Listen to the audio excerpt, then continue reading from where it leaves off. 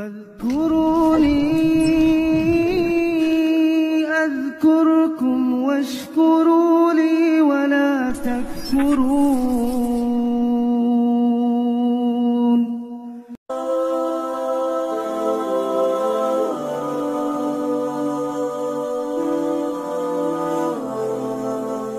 Mukadimah pada malam hari ini kita memulai dengan surah An-Nur, surat nomor 24 ayat 22. Wala ya'talil ulul fadli minkum was-sa'ah ayyu'tu ulil qurba wal masakin wal muhajirin fi sabilillah wal ya'fu wal yasfahu alla tuhibbuna ayyaghfirallahu lakum wallahu ghafurur rahim.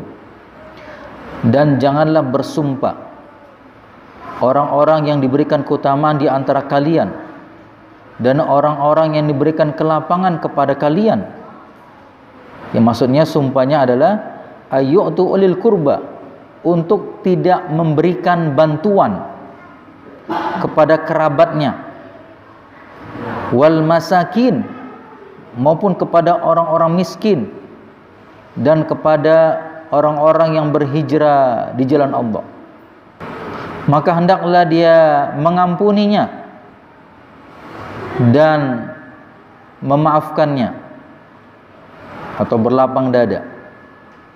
Ala tuhibbuna ayyaghfirallahu lakum, apakah engkau lebih menyukai kalau Allah mengampunimu, mengampuni kalian? Dan Allah Maha Pengampun, Maha Penyayang. Nah, ikhwan sekalian, ayat ini berkenaan dengan sahabat bernama Abu Bakar As-Siddiq. Punya saudara sepupu bernama Mistah. Saudara sepupunya ini miskin. Bahkan dalam tafsir disebutkan bukan miskin. Di bawah miskin apa? Fakir.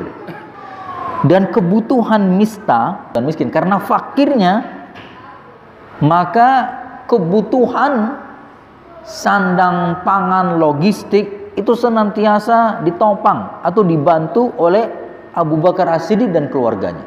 Nah, sampai suatu ketika Mistah ini tergelincir. Tergelincirnya apa? Ikut punya peran, punya andil untuk menyebarkan fitnah terhadap putrinya Abu Bakar As-Siddiq. Apa fitnahnya?